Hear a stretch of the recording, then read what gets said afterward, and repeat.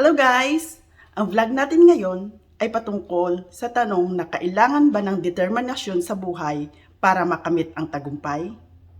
Bago ang lahat, nais ko munang magpakilala sa inyo. Ako nga pala si Rona, isang OFW at full-time mom dito sa Canada. Umpisahan ko sa kwento ng buhay ko. Kasi lahat naman ng mga vlog ko dito ay talaga nanggagaling sa totoong kwento ng buhay ko. So, mula nung elementary ako hanggang nag-high school, siguro alam nyo naman kung anong buhay mahirap, di ba? So, elementary ako, pumapasok ako sa school na walang baon. Masaya na ako na may 25 cents or 50 cents na pambaon, pambili pag-recess. Nung high school ako, desidido ako makatapos ng pag-aaral ko. So, naglalakad lang ako papunta sa school. Kasi, ang hangarin ko ay makatapos. Nandun ang aking determinasyon na makatapos. Kahit wala akong baon, minsan, yung baon ko para lunch is kanin lang or tuyo, or minsan bagoong. Maswerte na pag yung namingwit ang tatay ko, merong paborito ko na tilapia. So, kadalasan, hindi talaga ako kumakain dun sa kantin, kasama ng ibang mga kaibigan ko. Nandun ako sa grandstand namin na tinatawag. Doon ako kumakain kasi malayo yun at bihira lang yung pumupunta doon. So, doon ako kumakain na yung patago para walang may makikita sa akin. Pero hindi ko iniinda yun. Tapos, pag pumupunta ako ng school, talagang naglalakad lang ako. Minsan, may dadaan ng mga tricycle. Yung, alam mo yung ibang mga kabarangay mo, nakasakay sa tricycle, ikaw naglalakad.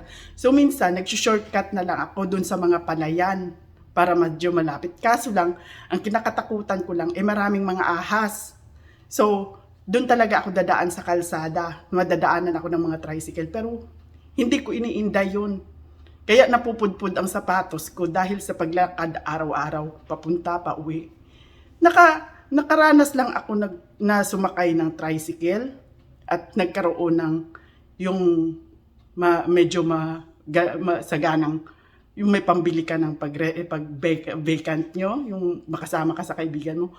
Nung yung kuya ko ay namamasada ng pedicab dahil yun, binibigyan niya ako ng extra, sabi, hanggang sa nung nagtrabaho siya ng construction, siya na yung sumasagot sa pang-araw-araw ko na baon. Pero syempre, pag uwi niya ng Sabado-Linggo, syempre, ako rin yung magkukuskus ng mga may sementong pantalon niya at damit, no? Pero okay lang, masaya din naman ako dahil syempre, naranasan ko rin makasakay ng tricycle at makabili ng pangmerienda pag vacant namin. So okay, basta nandun pa rin yung aking determinasyon na makatapos sa pag-aaral. Hanggang sa nakarating ako ng Taiwan, dahil sa yung time na yon, nag-umpisa yung tatay ko na nagkasakit. So nandun yung gusto ko rin na mapagaling siya. So yung ginagawa ko, alam mo yung nagpa-part-time ako na magkukuskus. Bawal yan doon, pinakabawal yun doon sa Taiwan na kasi siyempre foreign worker kami doon. Bawal yung magtrabaho ka na hindi doon sa company kung saan mo. Pero nagpasalamat ako, bagong lahat pala, magpasalamat ako doon sa company na 2 kontrata akong pumasok sa CPT company na yun lang talaga ang pinasukan ko sa 5 taon ko sa Taiwan. So, pero pagkatapos nun, nagpa-part-time ako. Nagkukuskus ako, kasama ko yung ka-roommate ko. Yung ka-roommate ko, 2 lang kami talaga nakaalam niyan. Magkukuskus kami.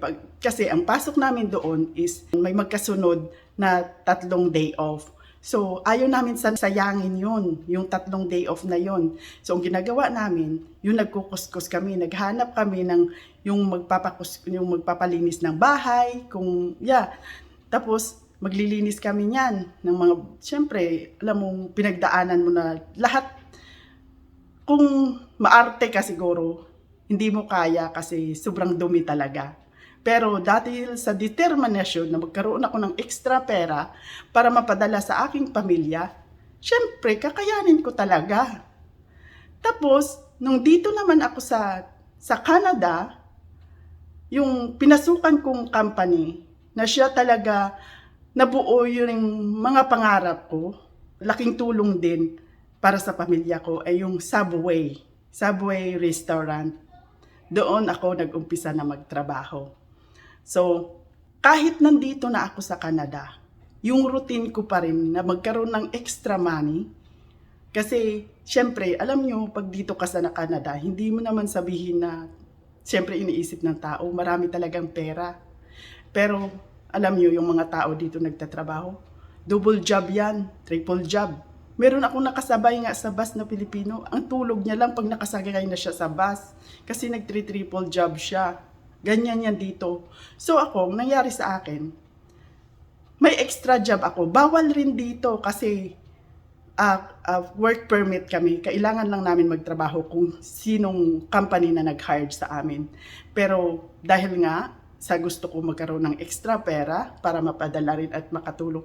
Kasi alam nyo, yung sinasahod ko dati dito, yung kalahating buwan niya napupunta lang sa renta ko. Pagkain ko pa. Parang hindi na ako makabili ng gusto ko. Kasi syempre iniisip mo, may pamilya ka rin sa Pilipinas na nangangailangan sa iyo. That time, may sakit pa yung tatay ko. So, yung ginagawa ko, sumama ako doon sa yung may mga nagtatrabaho dito na naglilinis. Kasi sila yun talaga ang trabaho nila dito. So, naghahanap sila na magpa-part-time under the table. Yun ang ginagawa ko. Yung una kong pinasukan na nag-under the table ako, yung nagkukuskus ako sa Boston Pizza.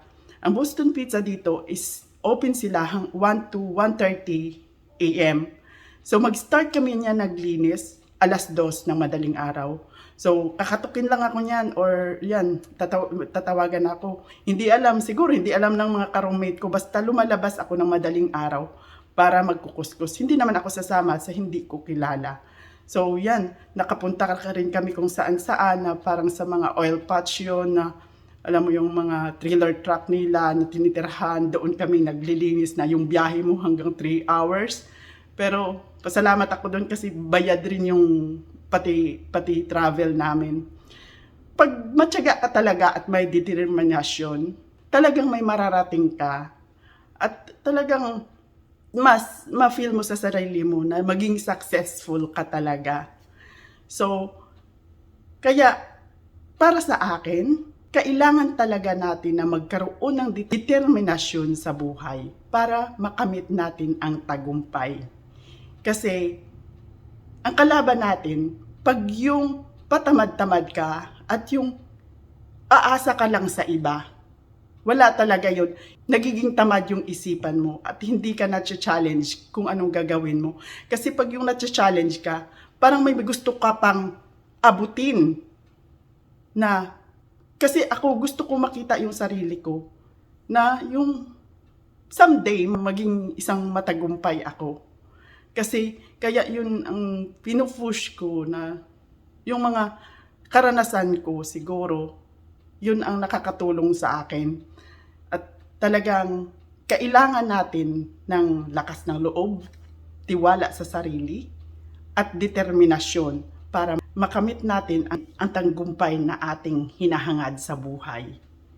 So, kung nagustuhan nyo ang vlog na ito, just follow, like, and share para updated kayo sa susunod ko pang mga video. So, hanggang dito na lang. Thank you so much and have a great day. Be happy and stay healthy. Bye-bye!